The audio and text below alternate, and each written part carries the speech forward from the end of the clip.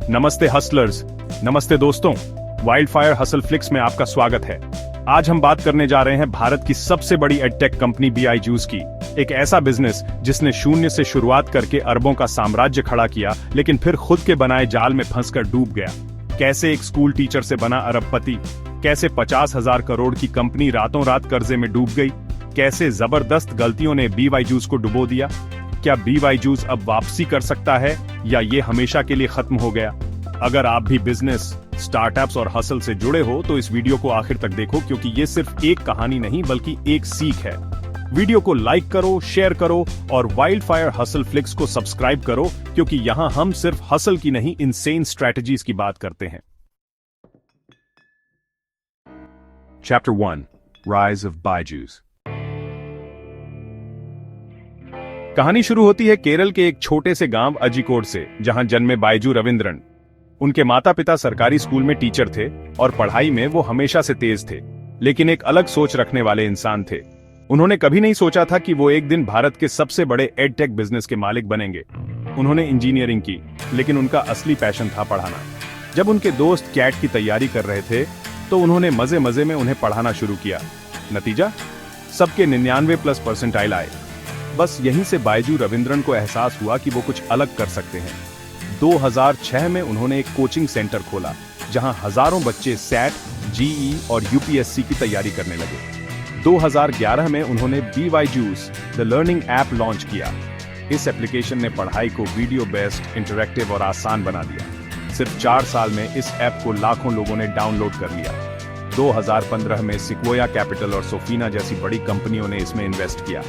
2016 में फेसबुक के मालिक मार्क जकरबर्ग ने BYJU'S में इन्वेस्ट कर दिया। 2019 तक BYJU'S भारत का सबसे बड़ा एडटेक ब्रांड बन चुका था। अरबों की वैल्यू पर BYJU'S यूनिकॉर्न बन गया। शाहरुख खान ब्रांड एम्बेसडर बन गए और BYJU'S इंडियन क्रिकेट टीम का स्पॉन्सर बनने लगा। लेकिन दोस्तों, जितनी तेजी से ग्रोथ होती है उतनी ही तेजी से गिरावट भी आ सकती है।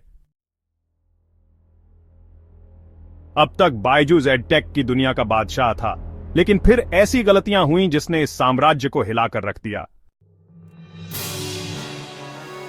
BYJU'S ने बच्चों को कोर्स लोन पर बेचना शुरू कर दिया। गरीब माता पिता को EMI पर महंगे कोर्स खरीदवाए जाने लगे, लेकिन ज्यादातर बच्चे इन कोर्स को पूरा ही नहीं कर रहे थे। नतीजा, लोगों ने BYJU'S पर धोखाधड़ी के आरोप लगाने शुरू कर दिए। BYJU'S ने व्हाइट हैट जूनियर, आकाश इंस्टीट्यूट, ग्रेट लर्निंग, टॉपर जैसी कंपनियों को अरबों में खरीद लिया। लेकिन इन कंपनियों का मेंटेनेंस मुश्किल हो गया और BYJU'S खुद कर्ज में डूबने लगा। व्हाइट हैट जूनियर का एड्स स्कैम, 6 साल का बच्चा कोडिंग से 150 करोड़ कमा रहा है। आकाश इंस्टीट्यूट को अरबों में खरीदना, लेकिन उसे अच्छे से मैनेज ना कर पाना, इधर उधर पैसा फेंकने की वजह से कंपनी का कैश खत्म होने लगा। कोविड के दौरान ऑनलाइन पढ़ाई का क्रेज था, लेकिन 2022 के बाद जब स्कूल खुल गए तो BYJU'S का बिजनेस डूबने लगा। कंपनी को समझ नहीं आया कि ऑफलाइन और ऑनलाइन को बैलेंस कैसे करें। लाखों बच्चों ने BYJU'S के कोर्स खरीदना बंद कर दिया। रिजल्ट, BYJU'S को अपना खुद का ऑफिस तक गिरवी रखना पड़ा। 2023 में बड़े इन्वेस्टर्स ने पैसा निकालना शुरू कर दिया। BYJU'S पर $1.2 बिलियन यानी 10,000 करोड़ का कर्ज हो गया। कंपनी को हजारों कर्मचारियों को नौकरी से निकालना पड़ा। BYJU'S, जो कभी भारत का सबसे बड़ा स्टार्टअप था, अब दिवालिया होने की कगार पर था। अब सबसे बड़ा सवाल, क्या BYJU'S अब वापसी कर सकता है? बायजू रविंद्रन ने कहा कि वो कंपनी को दोबारा खड़ा करेंगे, लेकिन इन्वेस्टर्स ने उन पर केस कर दिया और CEO बदलने की मांग कर दी। कंपनी ने आकाश इंस्टीट्यूट को बेचने का फैसला किया, जिससे कुछ पैसे वापस आ सकें, लेकिन अभी भी कंपनी भारी नुकसान में है और इसका भविष्य अंधकार में नजर आ रहा है। सबसे बड़ा सबक, BYJU'S की कहानी हमें ये सिखाती है कि सिर्फ पैसे और ग्रोथ के पीछे भागने से बिजनेस नहीं चलता। अगर आप लोन लेकर बिजनेस बढ़ाओगे तो हमेशा कर्ज में डूबने का खतरा रहेगा। ज्यादा फालतू खर्च करना कभी भी अच्छी स्ट्रेटेजी नहीं होती। अगर इन्वेस्टर्स का भरोसा चला गया तो सब कुछ खत्म हो सकता है। दोस्तों, BYJU'S की राइज और फॉल की कहानी सिर्फ एक स्टार्टअप की नहीं, बल्कि एक बड़ी सीख है। अगर आपको ऐसी इनसेन बिजनेस स्टोरीज और स्ट्रैटेजीज चाहिए तो वीडियो को लाइक करो, शेयर करो और सब्सक्राइब करो वाइल्ड फायर हसल फ्लिक्स।